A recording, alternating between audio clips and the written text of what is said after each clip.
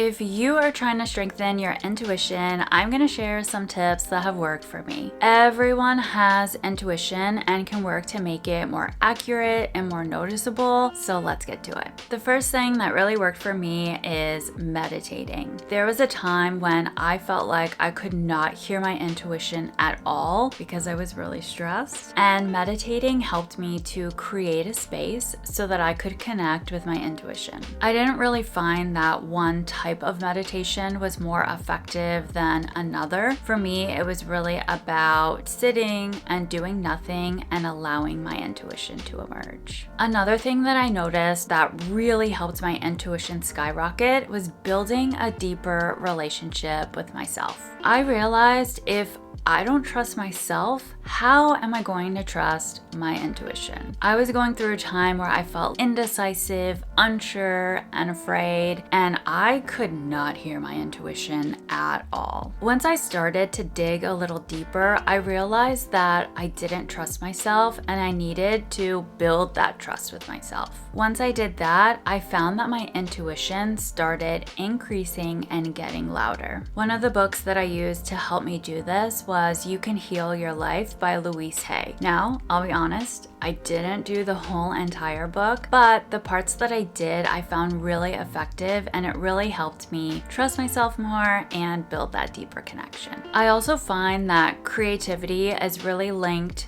to God and intuition for me. When I'm painting or writing or doing anything that's really creative, I surrender and I let go.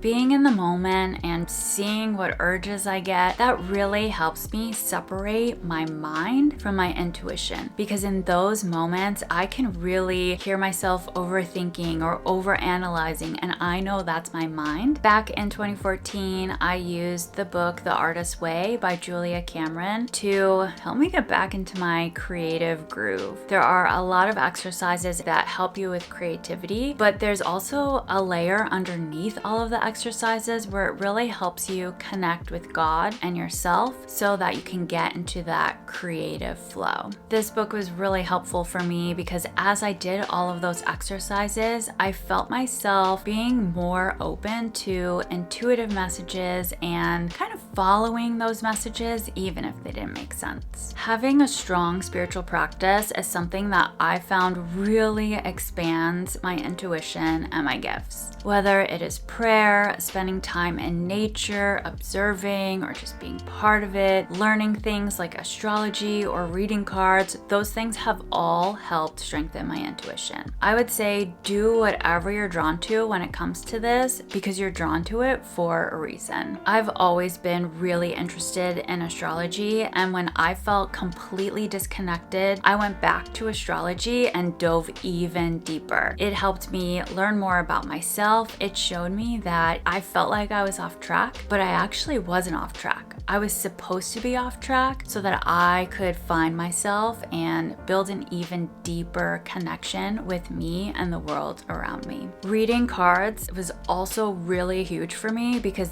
that is all about intuition, and to me, it is so fun. Having that practice where I was pulling cards and practicing with my intuition really made it stronger, and it helped me to trust it a lot more. When I learned Reiki, I felt like my intuition just opened up. I became really intentional in how I used my energy and connecting with God every day. And the practice of doing energy healing really helped me to listen to my intuitive messages more and more. And I found that over time, the messages became more specific and more accurate. I also studied human design, which, if you're not familiar with that, it is a blend of astrology, I Ching, quantum physics, the chakra system, genetics, and it basically tells you what your energy makeup is and how to best use your energy in the world. One thing that human design can tell you is how your intuition works, how you might hear it, how you might feel it. Learning human design also helped validate my intuition because I realized realized when I read my energy chart, what it was saying about my intuition was exactly how my intuition happens. So that also allowed me to trust it more, which made it even stronger. The last thing that I have done to strengthen my intuition, and this is a huge category, is intuitive